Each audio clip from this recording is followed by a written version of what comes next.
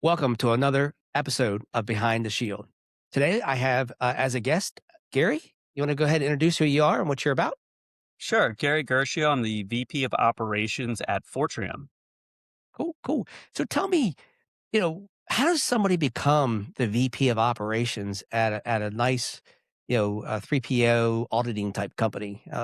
Talk about your history and how you got here, the education that you had to go through, and what all from a philosophy perspective, kind of landed you where you're at. So, Yeah, it's an interesting road. I don't think I ended up, or I started where I thought I was going to. I went to Virginia Tech for my go Hokies. undergrad. Go Hokies. And I got my degree in management science and information technology, computer based decision support systems, which I believe was the longest name of a major at the time. They've now changed it to like business information technology. But There you go. You know, what we were supposed to be back in 1997, it was, those interpreters between individuals who understood business but didn't really understand how to take those business problems and develop applications. So I thought I was going to come out of school and work for like a Price Waterhouse Consulting or, Anderson Consulting at the time, which Hmm. was actually Who? Arthur Anderson. But, uh, Right. and I was hired out of Virginia Tech to work at Price Waterhouse Consulting, but the Arthur Anderson Enron issue happened. And then you saw all these huge companies start to break up, and essentially they released all their employees out of school before they even started them. So Oh, I wow. kind of fell into cybersecurity. I went back to college for a semester and started my master's degree and got a job with a company called Urbach Kahn and Werlen. And they were based out of DC and they did a lot of CFO Act audits, FISCAM, essentially Oh, yeah. applied to Mhm. FISCAM, which is, oh God, the Federal Information Systems Control and Audit Manual created by the GAO. Very similar to NIST 853. It just was GAO's version. And so I started doing audits, right? And that was never, if you would ask me when I came out of high school or through college if I was going to end up doing IT audits, wouldn't Would've even known never what they said were. what. Right, right. so, so I started doing audits, and it's interesting because our conversation will get into kind of where we are today. But man, when you look back at what I was doing 25 years ago, uh, we would go on site to do interviews. We'd have to get printouts of all the artifacts. Scanning tools weren't even really something that was being used at the time Right. at all. I mean, you're talking about looking at some mainframes like Rack F, and you're talking about NT systems at the time. And you're going through, and much like today, you're looking at what's on screen, but they're taking screenshots. They're printing them out as you go. There's a printer in the interview room. Your policies are all printed out. And you'd have to go back and you'd create these binders. And I was telling some of our analysts, I was like, man, you guys have it so good. Like my Fridays were putting binders of artifacts together and taking a little colored pencil and putting on it was called the letter method.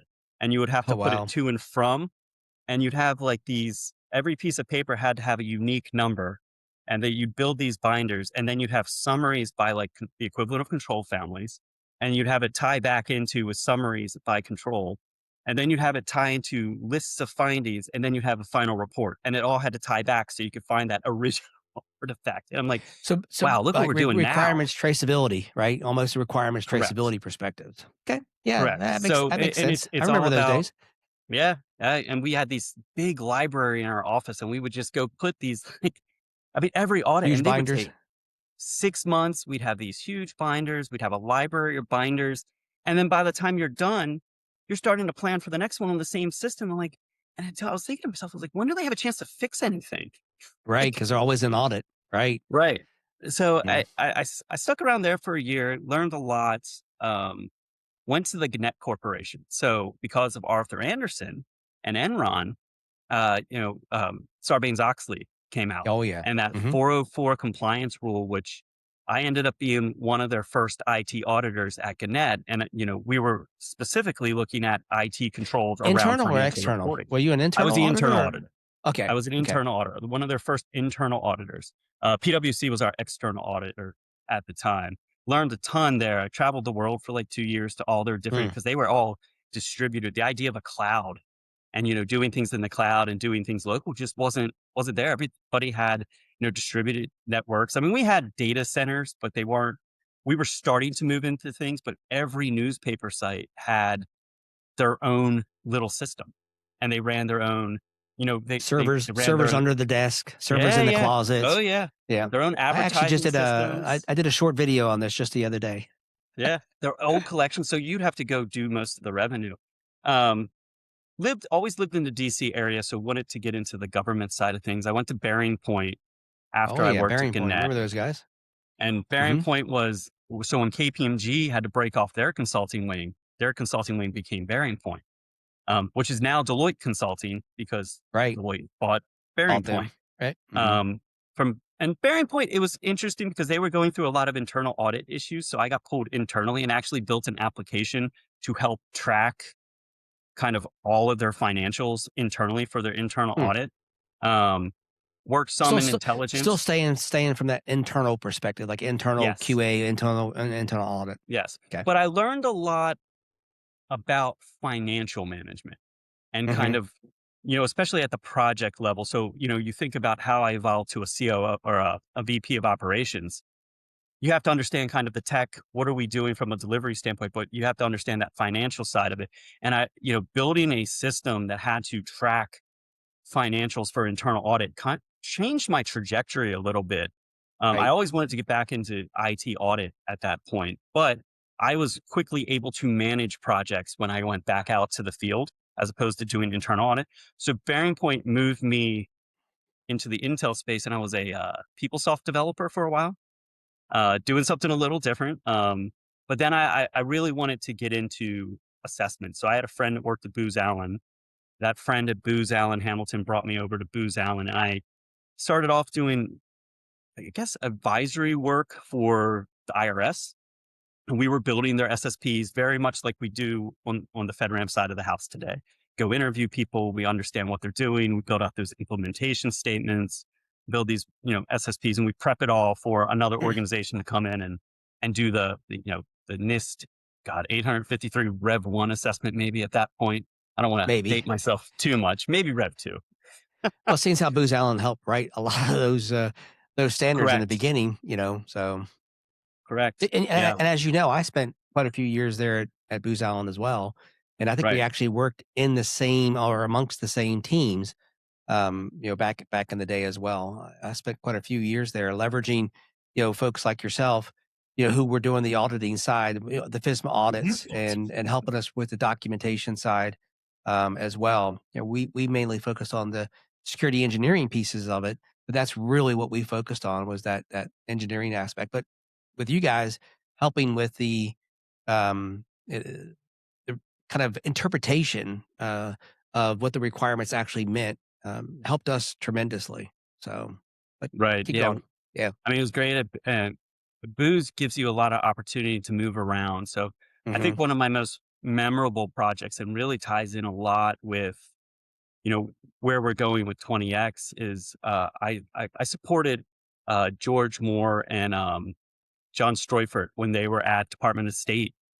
We as Booz Allen were doing their overall kind of State Department FISMA assessments, but at the same time there was a parallel project. How could we automate things? And what they were trying to do was lead the way inside of government for FISMA.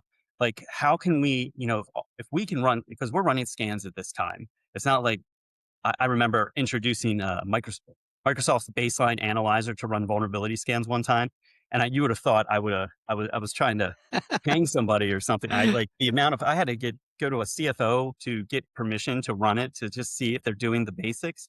But Hmm. at this point, you had tools out there that were able to enumerate systems and be able to use privileges and pull data back. And it was kind of that idea of like, well, if we can do this and do it at scale and more often, could we create a system? So they created something called iPost, and they were looking at unique ways to pull information forward on a more continuous basis. Now, it's not where the cloud is today. And I think Right. what we ran into, we started to look at 853 from an objective standpoint. So maybe not an outcome standpoint, but what every control has an objective. And we Yep. came into there was 15 core objectives. And if we could figure out a way to pull data from the system in near real time, and we could come up with risk scores. And those risk scores, and very simple, green, yellow, red, right? Green system is just once it's authorized that first time, it continuously authorized. Hits yellow, well, maybe something happened. Like, was there an SCR? Was there something pushed that, took that desired state versus Right. actual state and took it out of, and then red, like what happened? And that would be when you'd engage someone to come in and do more of a root cause analysis to figure out, Mm, okay, where down in my control setup and my reporting setup is the problem happening, right? And right. and Right. and it the way we would do audits at State Department is you would take if a system was fully on board, we take like I'm going to say the word, and I know at least Ethan on my team is going to yell at me. We took a screenshot of the iPost um, dashboard for the day. Right. And at the time, it was covering vulnerability scans, software inventory, hardware inventory, if it was fully engaged on that system. And we were starting to do some compliance scans, and we were able to take those screenshots, put them into our package, and then test the rest. So you were Right. already starting to see efficiency and quickness in testing. So, but we had some limitations because the way the systems were built then versus now in the cloud, a lot of those next tier of controls, auditing, identity management, there weren't the APIs or the command line, like it just Exactly. wasn't there yet to The bring richness it of forward. that accessibility was just agreed. Yep. Right. And so was at Booz Allen up until as you know, Michael Carter, one of my boss now and founder of Fortreum, he was at Veris Group. He brought me over as the first hire to help build out the FedRAMP program at Veris Group. So Veris Group was, as you probably know, was the number one provider until Yep. Coalfire purchased Veris Group. I was at Coalfire for quite a few years. So Coalfire was probably there 8 years, something like Oh, that. wow. Okay. Hmm. Um, and then I decided, to go my own path for a while. It was a 1099. Then Michael and James, as they were starting Fortrim, had asked me to come on board and essentially run delivery. At the time, I think we were like maybe a team of seven. We're about 130 now, so we've had quite the growth. But I kind of fell into the operations role. Just I think my experience across audit and what our core capabilities were, my interest in always trying to continue to learn new things, and then some of the background in financials, and it just made for a good match. Right. Um, and I've worked with Michael now about 13 years. He was actually a subcontractor for me at Booz Allen. Oh, wow. Um, Okay. so Veris used to subcontract to Booz Allen doing some of the IRS work. So, Okay. uh, so that's how we interacted, and he brought me over. So it's been an Interesting. interesting ride, but philosophically, you hire good people, you enable those individuals to kind of experiment and figure out how to do things better, and the company flourishes in that case, and you continue to improve on a daily basis. Right. Right. So, yeah, interesting background, and I think in some ways, our careers do overlap. I know they overlapped when we were Mhm. both at Booz Allen because I was there at the same time you were there for a while. And then, really what we did is we took it from a different perspective. I'm an engineer. Yep. My master's is actually in systems engineering, and I got it from Virginia Tech, but I'm one of those guys who I've never been on the Virginia Tech campus. Oh, It's yeah. kind of weird, isn't it? So I went to the Northern Virginia campus, Okay. right outside of uh, I think it's starts outside with an X. Arlington Falls Church, right? Falls Church. Yeah, yeah, yeah. There you go. Yeah. Right outside of Falls Church. It was awesome because I worked in Falls Church, and then when I drove home, because I lived in Manassas, I would drive past that, campus every single day, and I would stop and do 1 day a week, I would do a master's degree. It took me about 6 years to get it done, but, it was really neat and interesting, to go on and get your master's degree, but having it right there, it made it pretty accessible, as well. So, but we really we took this from a systems engineering perspective and looking at the requirements, and what we came up with was themes. We called themes, and those same themes, what do I have to put in place to satisfy all of these controls, Yep. and then to be able to have the outcomes that you desire. And what we found, is about the same thing, about 15 different themes that if I put this tool in and I integrated it this way, then it would enable me to meet these 32 requirements. If I develop this one procedure, it'll hit these four things inside of the customer's environment.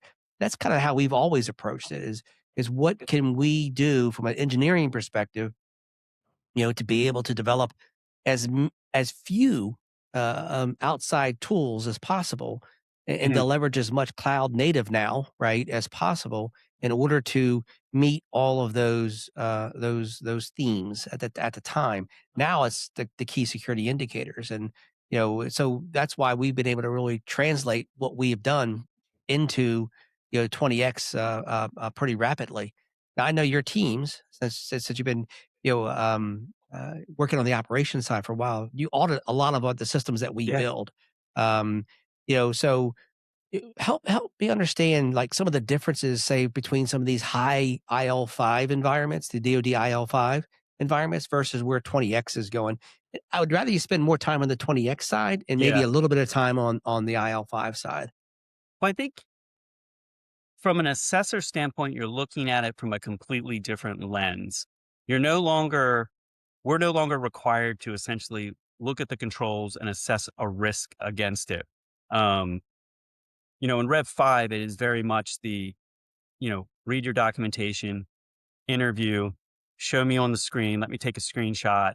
Maybe you'll do a sample, but you're not sampling. I mean, bigger environments, there's just not enough time, right? So you have to do Right. some kind of sampling to get some confidence that the control is consistently um, deployed across. And then you write up your report based on risks, high, medium, low, which there's no good science behind it, right? Like Mm-mm. um, and then you take the 20x approach and you are no longer you do care obviously about the risk of the system, but the big thing is understanding the process and the pipeline that the CSP or the audit target is taking. So, what does the environment look like? What are all the resources that I care about from my, minimum scope? Um, how are you pulling that data? Is it infrastructure as code? Is it some kind of Python script that's pulling it? And I was told this the other day. I think Robert Gill said it on it. Like it's turned into interviewing code and Hmm. Hmm. evaluating whether that code is covering everything. And at the end, are we satisfied that you've covered your environment, you're pulling all your information back correctly, you're aggregating it, and then your final response, we can put our assertion on that whether it's true or false or pass or fail, it's accurate. And Right. it's changed, kind of the nature of what an auditor is going to have to know. The assessor is going to have to understand code. They're going to have to understand some basic, you didn't have to be a coder to be an assessor before. I always told, new assessors coming into like the Rev 5 environment, it's like, it's our job to be experts on the objective of the control. There's so many technologies out there. Like, yes, you want to understand technology, but you're not going to understand the ins and outs of every technology. You can't. There's no way. It's Right. just too much. But if you can articulate yourself from what the goal is and you understand that it doesn't need to be binary. And this is where a lot of assessors, I think, get themselves in It's not. trouble. It's never black and It white. There's a right, huge gray area. Right. exactly. There's a huge gray area. Are we achieving, even if it's an alternative method, the Right. ultimate objective to secure the system at a reasonable risk? So now we're going to look at auditors and we're going to start cross training to understand code. We're probably going to look at some code analyzing tools to help us understand what is we're doing when we're looking at some of these Python scripts and information as I think code. though. I And how think. do you do I it at think that. volume? Right. But I think the key though, is what you said initially, and I don't think this part changes. What's the objective, right, of Right. that control, right? So how do I know what enough is, right? And I think that's always been a struggle with doing any of this stuff. Or do I interpret, somebody's recommendation or guidance that was slipped under the table, in the middle of a meeting somewhere that says you should follow this stuff as well, and not being as transparent. That's one of the things I really do like about where FedRAMP 20x is going. It's very transparent, and I see, people say, "Ah, well, you were early in, and you're getting all the inside information. I'm gonna tell you what, we were in from day one, and I don't get Right. any inside information. I don't No, know about I you think guys, you know? no, I mean, the PMO has been very good about they don't have special meetings with us as the Right? 3PAO. They don't have even for that first cohort of pilots, like, I mean, we had the same, what, 2 engagement meetings maybe upfront on what they were Yep, expecting. And it wasn't any inside baseball. It was very much and, we heard the same thing in both the meetings. So, I mean, it was and all of it was then, like, published pretty out there because Pete has been right. or the PMO has been very good about being transparent. I remember I talked to the CSPAB November, and I think that was one of the things I thought was ama one of the big differences I've seen maybe from previous PMOs is there were so many unspoken rules Right. that and interpretations that would hold up a package. Like, we would assess, the old-fashioned way a package, it would get through this time, but then it hit a different reviewer, and it would same exact thing, and it would be Totally held up. totally different Right, response, right? and now and Pete's like, "Well, is it in writing?" Well, if Right. it's not in writing, why are you looking at it? And that's the way it should be, right? Like, Right, you it know, should, right? You you know? set your But baseline, you evaluate against the baseline. right. I think that is what really drove us to 20X and really to kinda go almost all in. We've got a good portion of our engineers that's all they're focused on is developing solutions for 20X. And I believe that it's gonna revolutionize not only the FedRAMP space, but I think it's gonna take and go further than that, and people are gonna start trusting the automations. I mean, people in the financial world been trusting automations for Right. years, right? So why can't auditors start to trust, that information as well? And but I always like to say it's not always the auditor. Sometimes it's the, accrediting body of the auditor Right. that says, this is how you have to go about doing that, you know? So it'd be cool to kinda hear from you guys. You guys have lots of accreditations, and what are the limitations that you see or feel, maybe from an accreditation standpoint in some of your, certification, Yeah, things you can I certify, you know? I think all of this is behavioral change. Mhm. 'Cause it's the old guard. People get so associated with what they've done, and they feel like that's kind of who they are.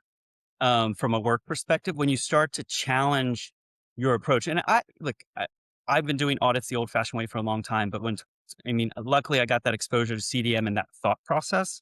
And now Yes. with this new 20X thought process, it was like, man, well, cloud actually has a lot of capabilities to do this where the old way, you just couldn't Mm. do it and you couldn't do it at scale, but we have to now because of the volume of new services, new products out there. If we want to stay competitive with, from a federal government standpoint, you want to stay competitive with your, rival governments, like, Right. Mhm. and how you make sure you do that. But I think the big thing will be is how do you train individuals in these roles to understand that, hey, we're not sampling anymore.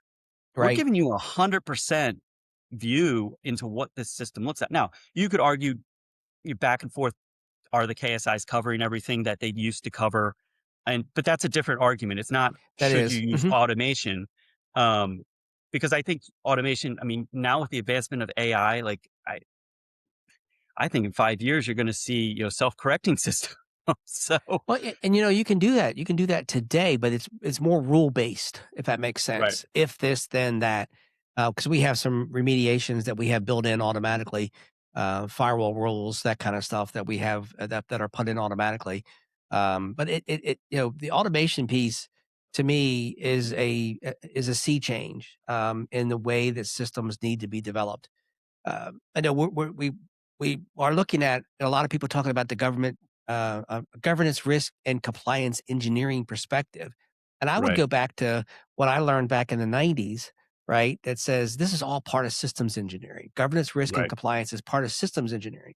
So if you're looking at the entire system all at one time, that element of government, I can't even say the right words, right. governance, risk, and compliance is also a part of that. So if you're taking it and really trying to engineer that piece, that's the piece I think it's going to have to change a bit for people who are used to doing it the traditional method, and Right. not just from an auditing perspective, and not even just from a developer's perspective, or not even from a compliance perspective, but take a look at those requirements and how can I engineer them to be better? How can I engineer them to be able to prove what we're doing as well? I think that's going to be key moving forward. Right. Not only do I do what I'm supposed to do, whatever that is, right, but I also generating the proof of what I need to do on a near real time basis.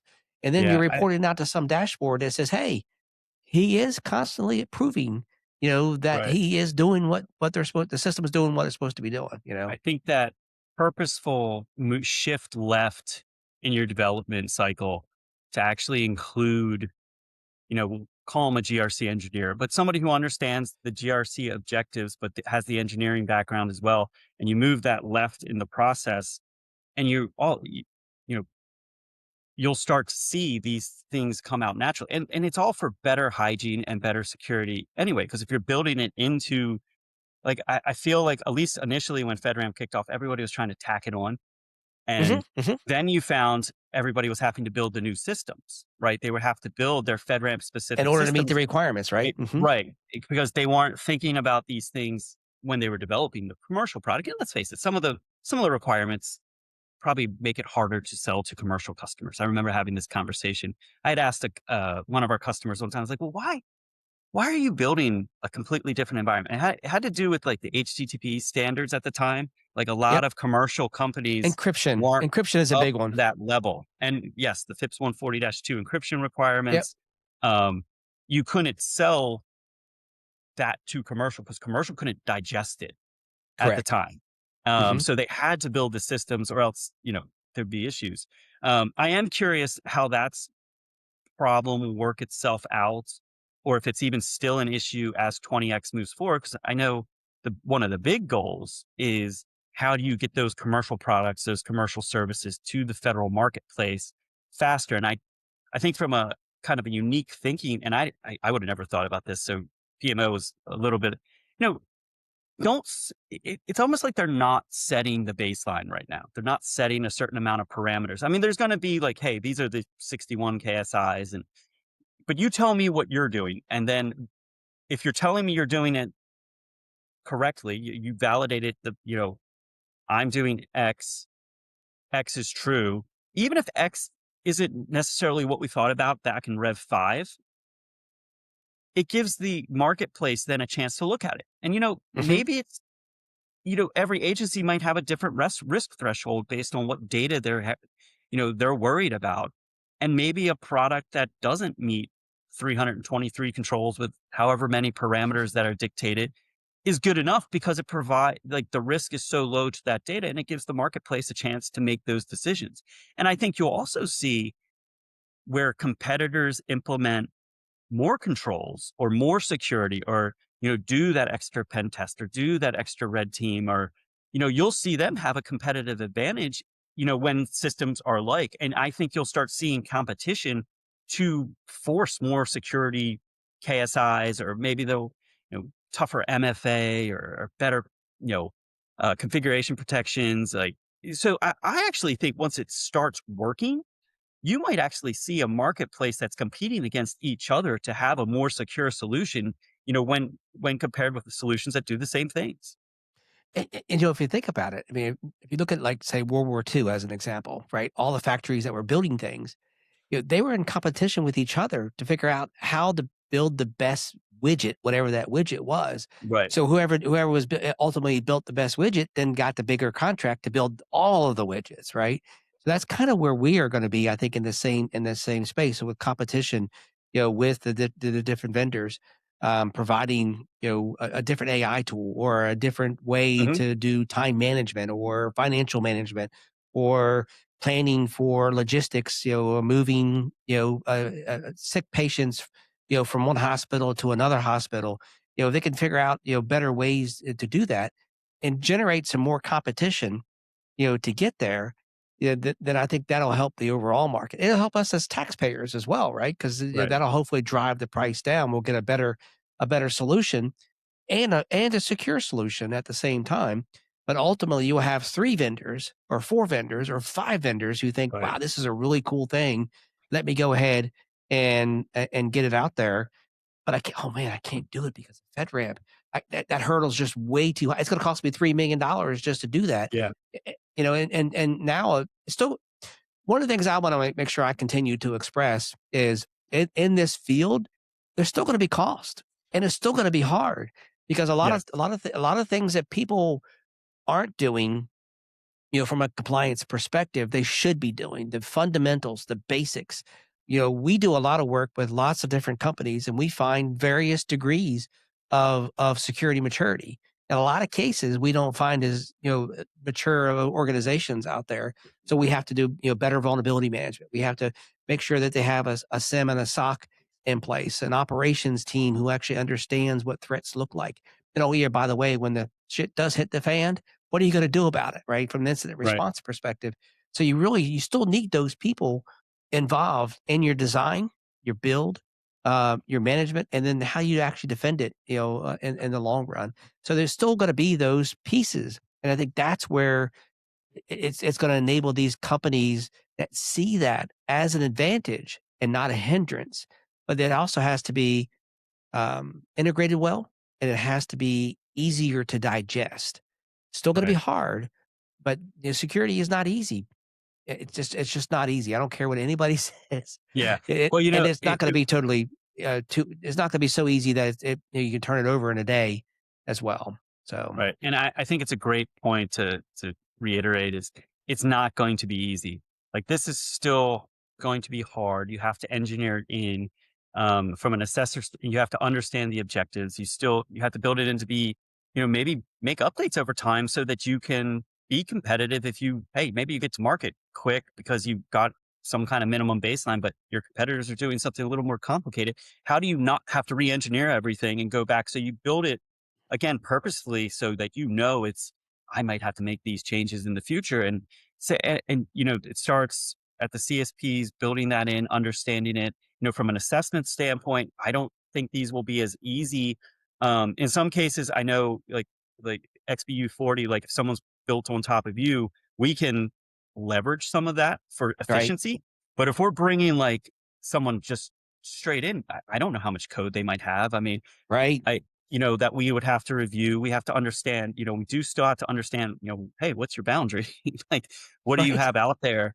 And then explain the process you're trying to do. And then we have to go look at the code and is it doing what you described to us as doing? And is it capturing everything? And that's not going to be simple either.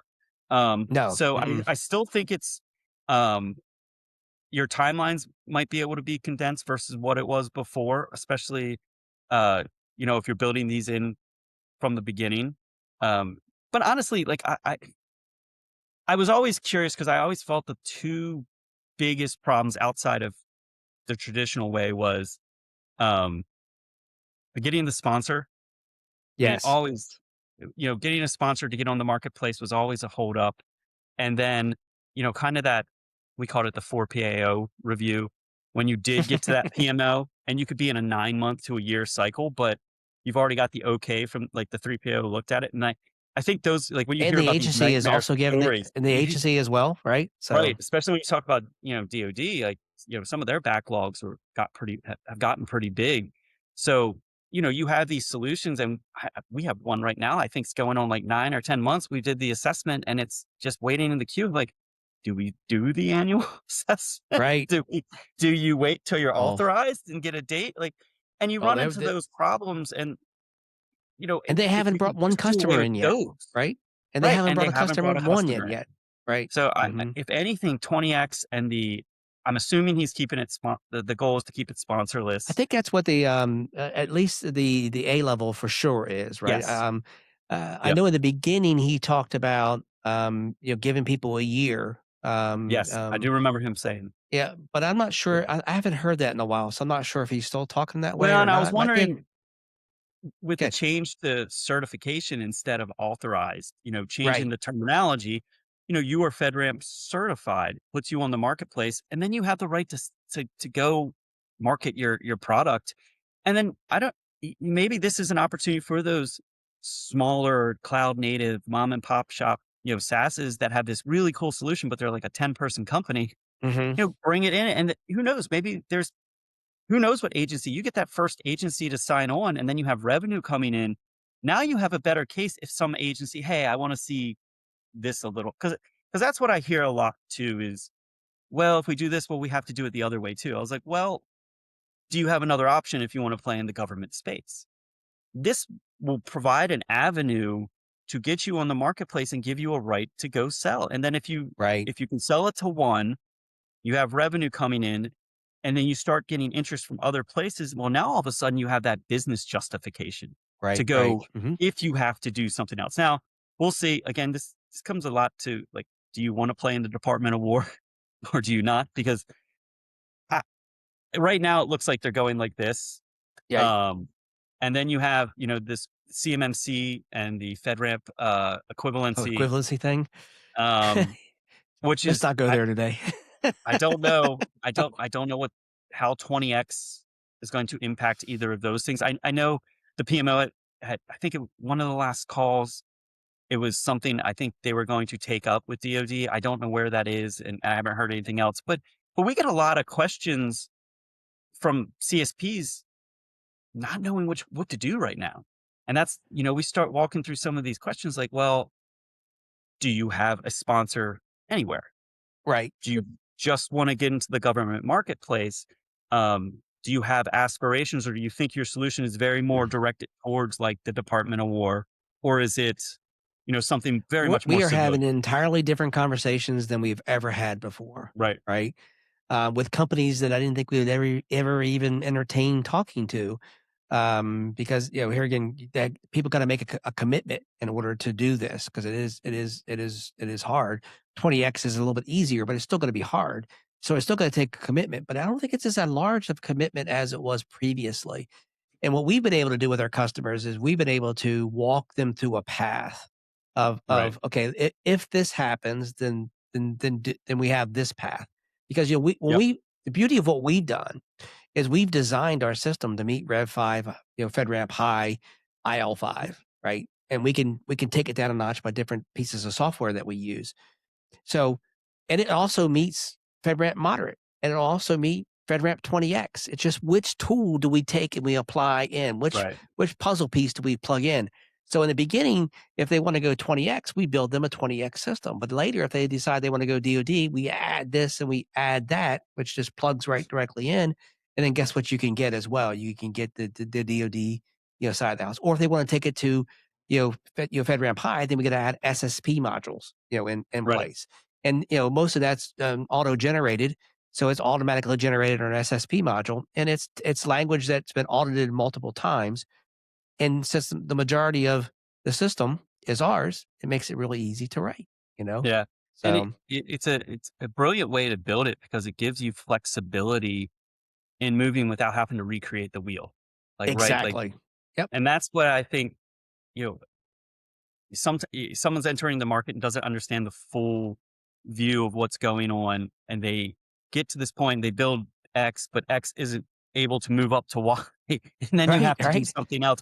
And then you see some of these companies with multiple systems that do at the multiple levels. And I don't know, do you need to maintain 4 systems, or could you just maintain the high baseline one? I'm like, it's an interesting business problem. And there's some confusion right now.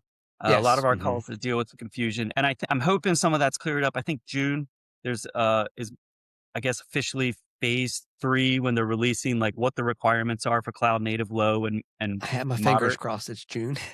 Yeah, well, let's hope there's no. I don't think there's any planned government shutdowns between now and then, right? I hope I not. I can never keep track at this point, but that always adds a little Little problems to it. a little flair to Yeah, it. right. Um, and then I'm curious, you know, I think it's phase 4 or phase 5 when they start looking at the bigger infrastructure providers. Right. Because I mean, are you going to open that? I mean, you might open it up the opportunity to look at data center companies. Hmm. Because I mean, look, everybody, oh, data center, you got to do physical. Do you? I bet you most of their network admins probably sit at home and they're, logging in and pulling data about a lot of those controls. Well, If it's in zeros and ones, you can probably pull it forward into a KSI Yes. Hmm. somewhere. Now, Yes. are you going to be able to go in and look at there's a fire extinguisher here, or maybe you have to do the quick.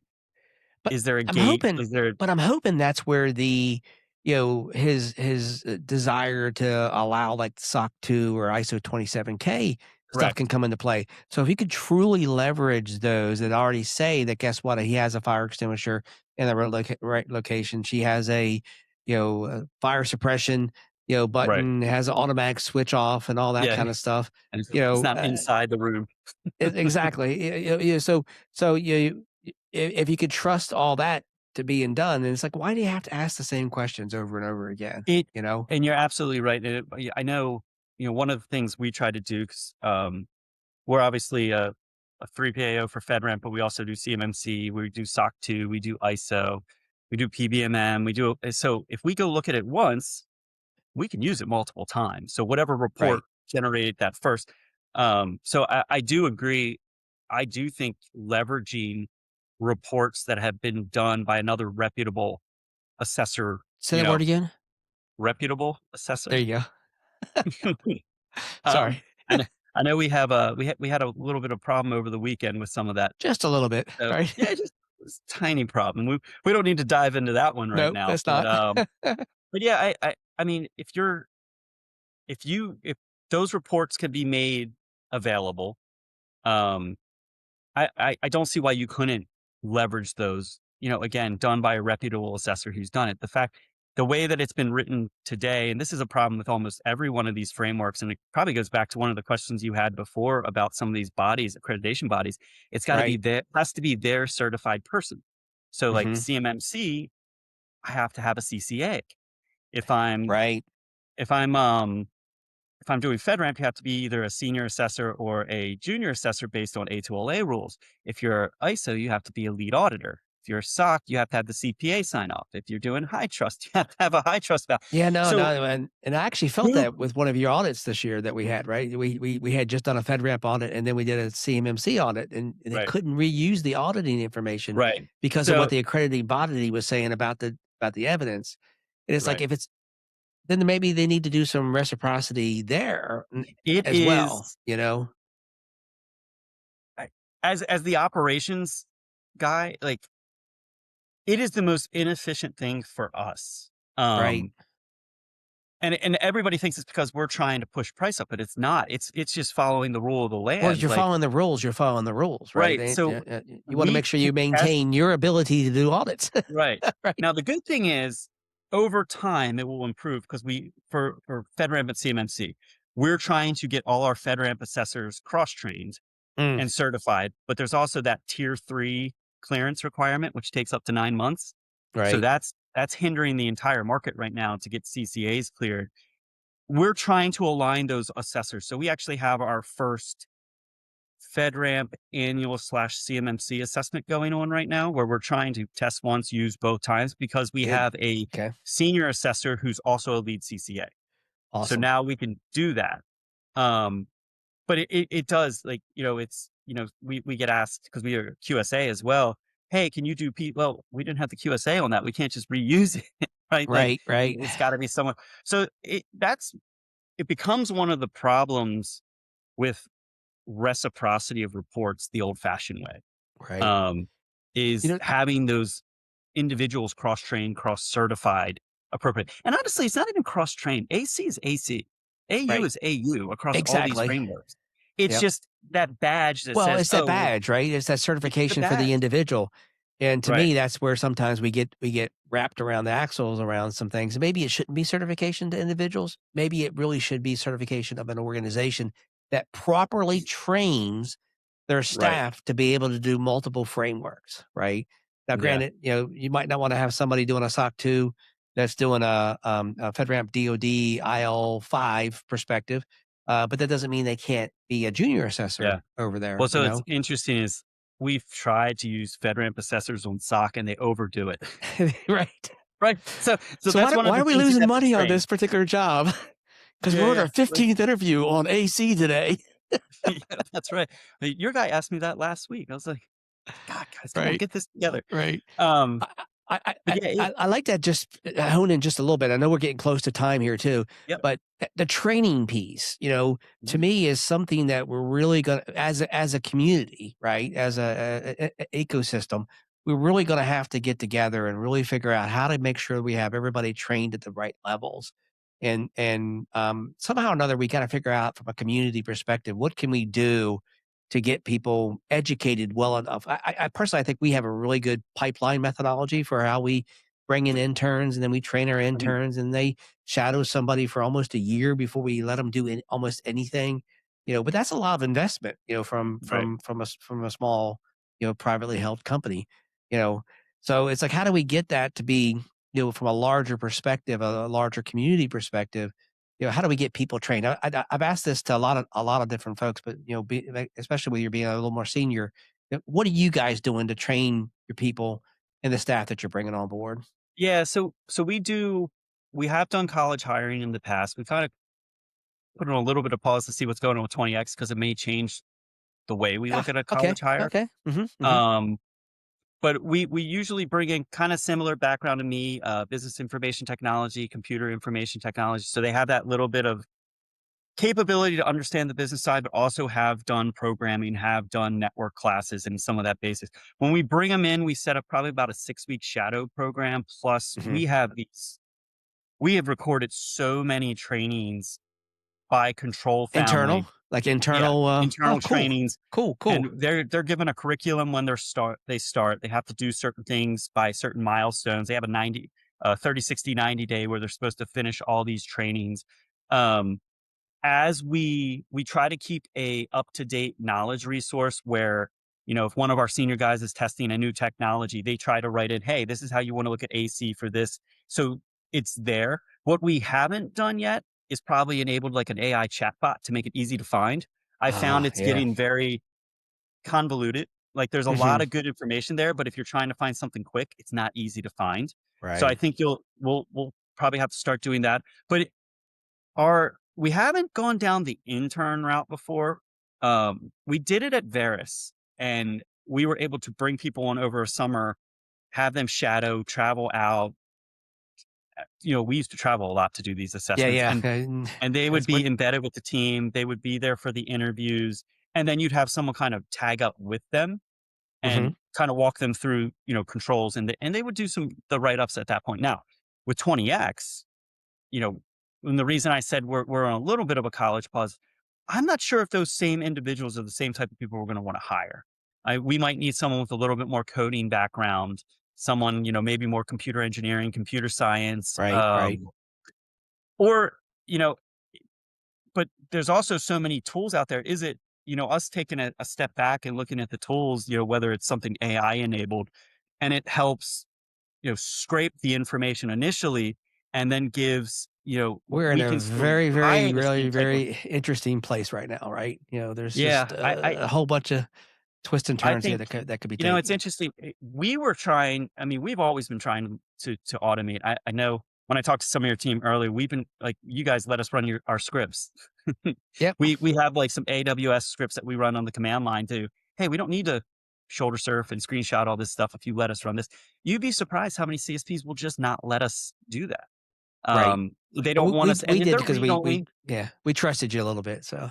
Yeah, Yeah. I appreciate it, and they came back, and I think some of the feedback was your guys love the scripts, but some of the interpretations they had to Yeah, make the were a little bit. interpretation sometimes can be I think just because that's that's what it always gonna be says, expected. it Right. is.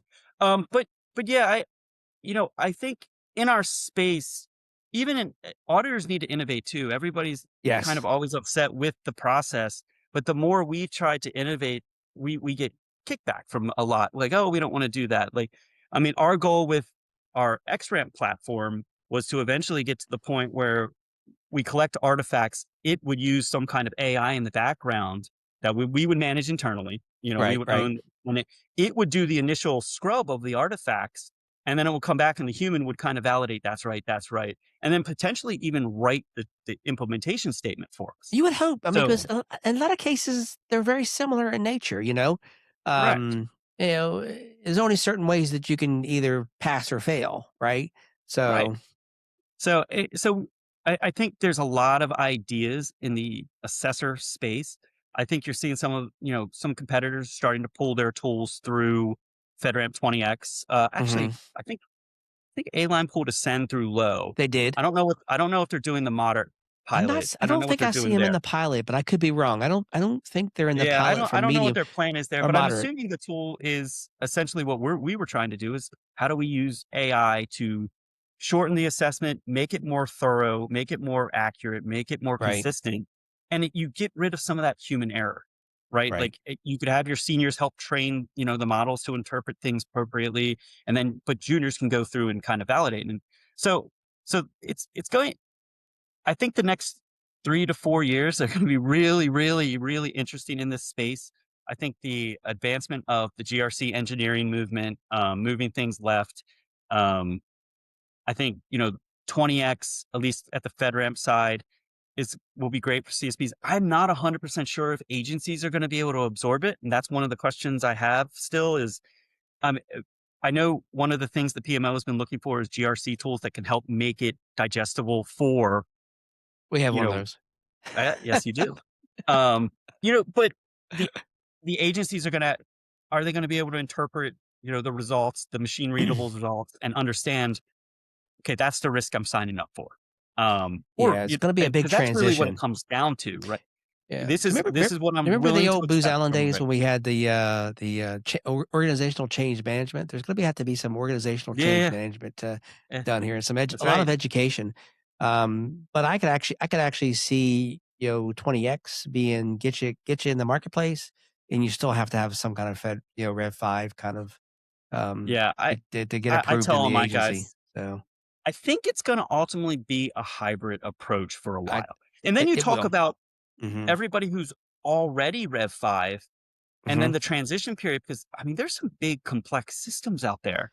And how are Yeah. they going to implement these KSIs if they haven't really thought about it? Again, Mhm. the purposeful build, they're going to have to, and I'm not an engineer, but I imagine it's going to be a lot of re-engineering time and money and investment to go back if you're, I don't know, AWS or Google. Well, Right. maybe not Google. Google does a lot of innovative. I mean, but I have to imagine some of these big IBM systems, some of these big like Salesforce, like, man, that's got to be a huge It's Herculean gonna have effort to be. Yeah, it's gonna to be do large that. I mean, large I think efforts, but if it saves some time and money in the long run, right. it'll be very worth it, you know? Well, and if Eh it's reusable across right, other that's, accreditation what bodies, which will make it very worthwhile to use, right? So it's once the right? agencies start accepting them, and then can be able to ingest the information, I think that's what's gonna really start Because to keep people over, so we're starting to look at some of these international frameworks, and we get asked about them all the time because we do the FedRAMP, which is typically the high yep, baseline,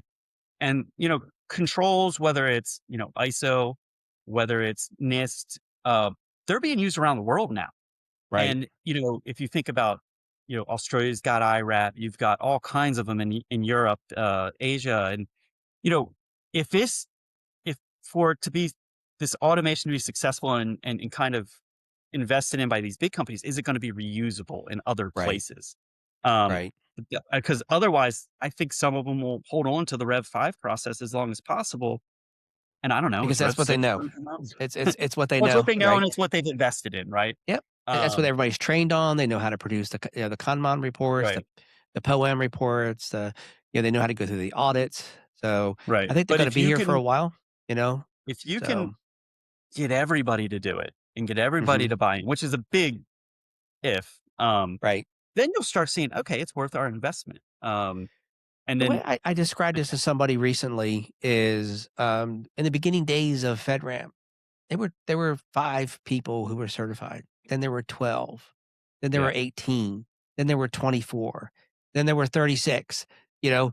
Eh, but once it caught on, it caught on and it caught on big, and to their success is what slowed them down a bit, right? So I right. think we're gonna see the same thing here is in the beginning, there's gonna be some forward-leaning early adopters, and again, I think those early adopters are gonna be the one that's gonna drive it, not just from a CSP perspective, but also from an agency perspective, because I believe there are going to be some agencies out there. We've had some discussions with them, and they seem to be interested in it, and Mhm. we'd like to see it, actually turn into something. But that's I think that's what is going to happen. That's going to happen over time. I think everybody wants it right now.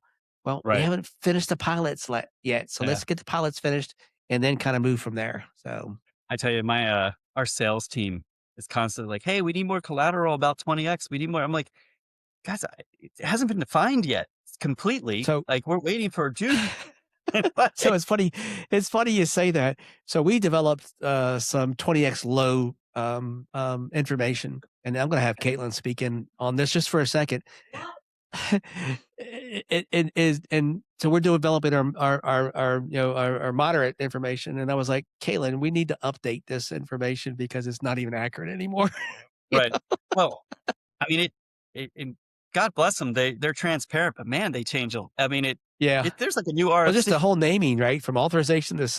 validations to Well, I had so finally caught on to the tiering system, the 1 through 5, and then they changed it to A, B, C, D, and I'm like, all I can think "What?" about is truck driver licenses, right? CDL, Yeah. CDL, with a Class C license. Right. I'm gonna be able to I get was my like, toxic but it's hazard like waste. it's backwards because we're used to grading systems, so A is like the top. Well, now D Right, is high, so right. it's kind of backwards.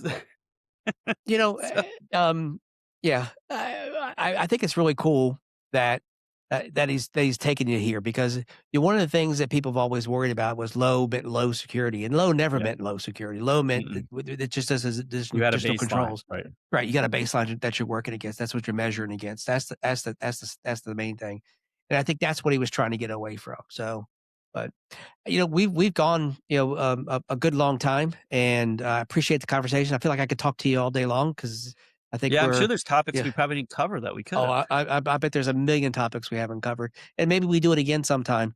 It'd Yeah, be great to do a larger roundtable with folks as well from a practitioner perspective. I think that's what yeah. we need to hear from more practitioners talking about this stuff and the reality of what it really takes to get there. Um, do you have any questions for me? I know I've been here peppering you with a whole bunch of different questions, but do you have anything for me in the last? Um, I mean, I think we kind of talked about them a little, but I was going to ask because you've got more of the engineering background than I do. What do you see as some of the if you think about some of these more complicated, more complex cloud native systems, like what do you think some of their hangups will be in actually implementing something like 20x? Yeah, let me put them in 2 different buckets, if that's okay. So in the cloud native side, if you're leveraging a large IaaS and then large capability there, and you're leveraging a lot of their more modern technology when you Kubernetes or serverless or anything like Yep. that, it's gonna be challenging, but it's not gonna be impossible, right? But if you're a huge monolith and you haven't looked at updating your architecture or haven't looked at updating, the way you deploy things or the way you manage things, it's going to be difficult because it's going to make you think about how do I make my application more modern. And I don't mean like a modern from a use case from a user perspective. I mean from an underlying infrastructure perspective. So you're gonna have 2 camps, and there's even a 3rd camp, which is I have a data center I'm in, and I have, things on different pieces of hardware. So how Right. do I do that as well? And I think that's the order that you're gonna see them. People who have modern architectures are it's gonna be a challenge, but it's not gonna be impossible, right? People who Hmm. have the larger, older, architectures, software architectures, then it's gonna be harder, and it might be almost impossible for you to get the stuff out of it because that part of the logging system hasn't been updated in X amount of years, as an example, right? To get the information out that you need. And I think the folks who have the data centers are gonna be the biggest challenge, but that doesn't mean you can't build some kind of Right. validation mechanism out there that then reaches into everything and then pulls everything back as well. But it will be, I think more of an effort in that perspective, in my opinion. So, Yeah. Are you happy about not having to do the SSPs in the future? for us, since we built the same thing pretty much over almost every single time, it's not that wasn't that big of a deal for us. SSPs were not a huge, Right. you know, now granted, we have some complicated customers that we work with, and then their application made some complicated methodologies for SSP development. But since we started doing the accelerators, our SSP development probably went from 500 hours down to 100 hours of of of time. and or probably even less, depending on the complexity of the system. So, Yeah. Um, uh, I wanted to get it. Well, I don't know how much time we have left, but the whole, AI in the FedRAMP space conversation and what are some of your concerns? I know from the assessment side, we've started to evaluate AI in our pen tests and man, some of the things that we are able to do. Um, and there's not like that overlay yet or a KSI associated with it yet. And curious like what your thoughts are with the, rapid expansion of AI and the need for it in the market to stay competitive. I mean, it's for us, we're all in on AI. We use it almost everywhere except in production, right? But we do use it for pen testing. We have an automated pen testing bot that we use.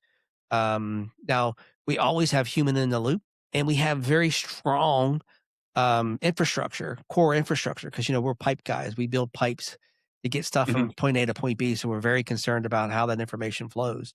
So making sure that you have that solid security foundation, I think is still the start of doing any of this stuff. But then figuring out what the boundaries are that you need to put around the AI is key. And here again, leveraging tools that not something that you just downloaded off the internet. Right, So right. I think is key. I could go on for days probably Yeah, on this, yeah. but yeah. I was at some point I want to pull the thread about the pen test bot because I'm curious if it's pushing back a lot of false positives that your guys have to go Oh, through. And of course they do. yeah, Yeah, absolutely. Scanning tools, they do the same thing, right? right, They give so many false positives that you got to spend some time kind of figuring out. But in our architectures, we've seen them before, so we know what they are, and we can say that's a false positive. I could, without even doing any analysis on it, I can tell you that's a false positive because I know that I have this compensating control, I have this over here, I have this over here. Unless something just totally broke, you know, because we only do it on our infrastructures. We only do it on right, things that we know, so we know what the outcome should be. Does that make sense? right.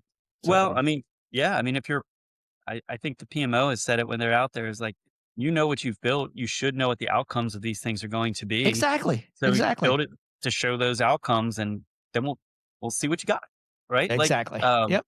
and it's interesting times. A Yeah. lot No, of lot going on. it is a great time to be in this industry. I'm thoroughly 100% loving it, and I don't see it changing anytime soon. It's probably moving faster than it's ever moved in my entire life, Yes. and I've been doing this for a day or two. Back Yeah. back in the days of the mainframes and the Yeah. systems that were prolific everywhere. The old I was Unix gonna say systems, 2025, we got the policy changes and we got all the technology influx and it's all at the usually same you get time. one or the other. It's And like when they both hit at the same time, it's like, right. how do Yeah. you keep up? Yeah, well, if you have some more time, I wouldn't mind asking you some soft touch questions around. Sure. I like to ask a few questions around what's your favorite book, or what book are you recommending to people, whether So it's on a business side or it's a personal side that you like. So, yeah, so I was thinking about this because I have watched some of your previous ones. I'm a spy novel guy. ah, So, like, think Tom Clancy or, okay, those kind of like, I don't know why I love the Jack Ryan Jr. stuff. hmm Um, I, I just what I read. I'm one of those people when I read, I like to let my mind just go oh, and put absolutely, myself in like yeah, fiction world. You'll find me, I was the kid who read the Harry Potter books as soon as they came out, and I, kind of read this, uh, this book Aragon, and there was like these hmm three. It was just about a dragon rider, and I'm like, those, like, oh yeah, I, I'm at that interesting part of my life where my kids take up a lot of my time outside of working, and I've told my wife, I'm like, I just want to go on a vacation where I can read 2 books during that week because that's what we yep, used to do. We used to go, we just sit on the beach and just read, read, read. I'm like, right, I want to right, get. We're almost there. I have a 17-year-old, there you almost go. almost with one, but then I still have an 11-year-old. Yeah, But yeah, I would say from a business side, I'm more like an article reader, okay, or hmm I have Headway, which is one of those, micro learning apps. So hmm I'll go to the gym in the morning and I'll try to listen to something about AI or finance and I'll try to just get that quick understanding of it. And I found like, it's funny, like, you don't think that would pump you up at the gym, like you're sitting Oh, there it about does. bench Yeah. press and you, okay, let's talk about this financial topic. I'm like, oh, this is great. Like, That's what I so like. Yeah. yeah. But so that's what I do from those two perspectives. I read a lot of articles from a business perspective. I do the Headway or an app like that. I don't want to not Yeah, yeah, yeah. advertising I for get it. That's Headway, fine. Yep, but yep, yep, and then yeah, spy novels or something just to let my brain yeah. relax. I like, apocalyptic, Okay. ones, All right. zombies and The Stand is one of my favorite books. If you've never read it, Stephen King, great book. Nope. From a business perspective, my taste goes anywhere from leadership, to marketing, and, I don't really read too many, like, security books because I read articles on Right. security. I'm a nonstop learner from reading what people write on LinkedIn or Mhm. Medium or other places, constantly pulling that stuff in because there's just so much to learn. I mean, it's just it's amazing how Yeah. much is out there that people are just putting out, which makes it real easy, in my opinion, to learn. So Yeah. always be learning is what I always say. So, It's a but ton of content. I mean, you think yes. about all the podcasts about almost every Well, topic that you can too. think I of, listen to and nonstop podcasts too, quite often as well. Sometimes I might listen to them on two speed. So if you listen to this on two speed, I'm going to talk real fast right now. yeah, yeah. I do that occasionally as well. It's like, all right, they're talking a little slow. Let me Yeah, let double me this speed up it up a for little bit. Let me half the speed it up a little time. bit. So, how about your favorite television show or movie that you're watching? So I'm definitely an avid sports fan. Oh, I'm a really active guy. hmm, Um, so I'm one of those 5 a.m. go to the gym guys, work all day, go play golf afternoon, or take my wow. kids to sports. So I try to get outside or do something active quite a bit. But I do like my wife and I are watching Landman right now on Paramount Plus. Um, I, I'm sure we'll follow it up with the Yellowstone series. We just got Paramount Plus, so Oh, there you we'll go. see. Um, I like if I'm not watching something with my wife, I like kind of historical fiction. Okay. So if you think of something like I don't even know, yeah, it's still fiction. Like Last Kingdom on Netflix. It's Oh yeah, that was about the awesome. expansion of how England became England, and I just thought Yep. that was it's an awesome show. But I'll watch things. I think there was Marco Polo on Netflix. Right. Um, those are the things I like. Vikings. The Like Vikings. Yeah, that was pretty all kind awesome. of like those older, like much more, ancient. I don't want to say ancient, but just how we evolved Before the over Middle time. And Ages I were the get Middle Ages. yeah, yeah. Before the Middle Ages, I just think it's all really interesting, and I love those kind of series when they have them on. So if I'm watching something by myself, that's what it is. If not, during football season, avid college football and Okay. NFL fan. Watching the NCAA tournament right now, as much as I can. Although apparently I'm watching it too much, according to my wife. So, but it is what it is. There you go. But yeah, those are the things I typically do. So we also do like a lot of nonprofit services around here, and do you do anything like that? Do you spend time giving back to nonprofit organizations or service based organizations at all? Yeah. If you do, what's your latest passion? So my son, one of my youngest son has nephrotic syndrome, which is a kidney disease, a rare kidney Mm. disease. So uh, we try to participate in some things with like Neph Cure and things around that. Um, I coach. I try to coach. Well, I'm coaching soccer. Starts next week. And like, yeah, a bunch of 11-year-olds, 15, 11-year-olds. But you know what? I'm going to miss it when it's gone. So I got to take advantage of it when I can. Yes.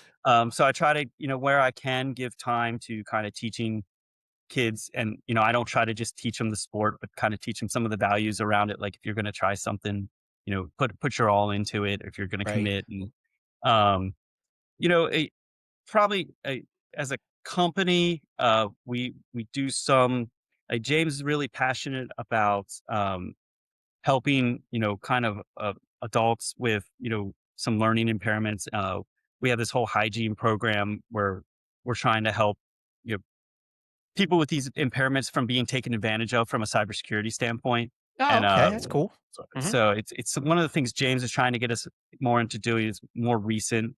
Um, so but most of my time, probably around kids, Neph Cure, um, doing those types of things. I have a feeling as my parenting becomes a little less intensive, I'll start doing You'll a little find bit more more. time, and it's amazing how good it feels to give back. My youngest son has Down syndrome, and so we spend a lot of time in Special Olympics, Okay. and we're doing events all over the place all the time, and it makes you think about life totally different, Yeah. and gives you a totally different perspective. And then my wife sits on a couple nonprofit boards. One of them is the Child Abuse Prevention team here in Wilkes County, and it's all about court ordered supervised visits. The things you don't even think about when you're living the lives that we have the privilege to live. You know, Right. about the families who have to go to supervised visits, and it gives them a nice peaceful home to go to from a visitation perspective, and it makes it That's awesome. easier on the children. Whether the father or the mother has a court ordered um, supervised visit, and then I don't do it.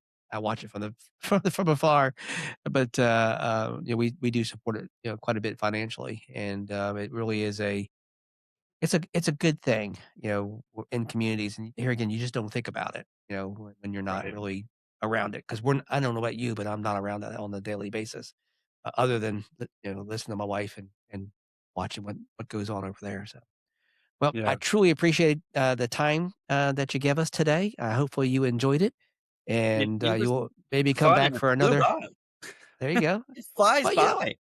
yeah, that's it. That's it. Well, we like a nice chilled vibe. I think that's kind of who we are. I mean, I think you know that. Right. We're just kind of easygoing people, and we really want to just see people succeed, companies succeed, CSPs succeed in all of this as well. But it might not always be me behind the shield, but you'll always find somebody at Infusion Points behind the shield trying to get as much knowledge out there as possible. Yeah. Cheers It's great. and peace out. Thank you. Thanks, man. Thanks for your time. All right.